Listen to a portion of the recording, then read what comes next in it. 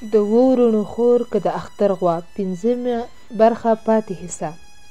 خیبر ته چې مې وکتل سترګې یې تکې سرې وې. له سترګو پاکولو وروسته یې راته وویل هېڅ به درته نه وایي، ما دوی ټول پوه کړي دي. کله چې د دوران ورور کور ته ورسېدم خیبر راڅخه لاړ. زه کور ته دننه شوم. دا ځل مې قسمت لږ څه ښه و. د دوران مېرمن په کور کې نه وه، پلارګانۍ کره تللې وه. له ورور له ستړمېشي وروسته هغې کوټې ته لاړم چې زه پکې پخوا ویده کېدم. لومړی مې تلیفون روښانه کړ ځکه نن پنځمه ورځ وه چې جمشید ته مې تلیفون نه و کړی. د جمشید نمبر مې په تلیفون کې ډایل کړ. د لږ ځنډ وروسته زنګ تېر شو. د لومړي زنګ په تېرېدو جمشید تلیفون اوکې کړ. وار له واره یې په زاریو پیل وکړ. برېښنا جانې ډېره بښنه غواړم چې یوازې مې پرېښودې او زه وتښتېدم. ډېر درته شرمنده یم. ما وویل جمشیده هیله کوم دا ډول خبرې مه کوه. زه او جمشید دواړه یوه شېبه غلي وو. له ځنډ وروسته مې وویل الو جمشیده خبرې مې اوري؟ خو جمشید غلی و. بیا مې وویل الو جمشیده ولې غلی یې؟ خبرې ولې نه کوي؟ جمشید غلی شان وویل ډېرې خبرې مې په زړه وي چې یار مې راشي رانه ټولې هېرې شي نه. ما ورو غوندې وخندل او ومې ویل ګیله مه کوه دواړه یو شان مرض لرو. خیبر بل لور ته واړوله. ښه هغه بله ورځ خو به ورېندارې ته څه نه ویلي. یوه شېبه غلی شوم څه مې ونه ویل. جمشید غږ وکړ الو برېښنا ولې غلې شوې؟ زه پوهېږم ګرانې چې له ما نه خفه یې. ګرانې مجبوره وم چې ستاسې د کور مخه مې پرېښودې وی او تللی وی. ما ویل هېڅ کومه خبره نه ده. اوښان چې ساتي دروازې به لوړې ږدي. له ډېرو خبرو وروسته جمشید اړیکه پرې کړه. اوس لپاره مې همدومره خبرې بس وګڼلې. ما ویل هسې نه چې بیا مې کوم مصیبت کې ګیره شم. تلیفون مې جیب ته واچو. له کوټې راووتلم. د کور کارونه مې سنبال کړل. په برنډه کې چې کېناستم کوچنۍ ورېره مې راغله. راغه کړل لالا دې غواړي.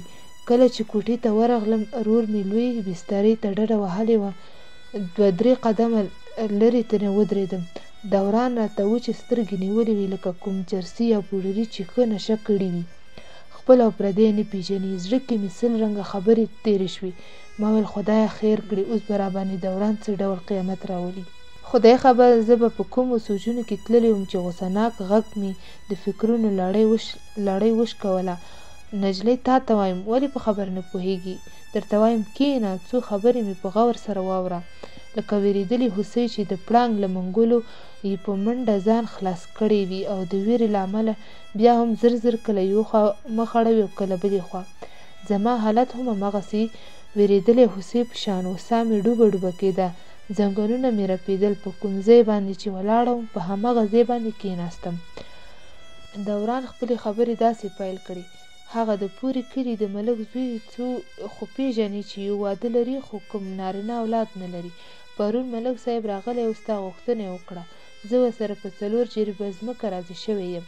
سبا یا بل سبا ستا د دسمال وړلو لپاره راځي. هر څه مې ښه پرېمانه راوړي دي. په آخري پخلي به ښه خواري وکړي.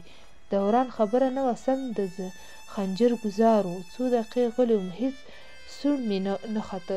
لږ څه مې ځان کنټرول کړ. په اورېدلي غږ مې وویل دا اخر ما کومه ګناه کړې ده چې له دومره ظلم سره مې د 4 جریبه ځمکه په بدل کې داسې چاته ورکوي چې یو واده هم لري.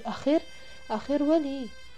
دوران د سترګې په برګولو سره ویل چپ شه ته اوس دومره شوې چې په دې اړه له ما سره خبرې کوي. بله خبره له خولې راونه باسي.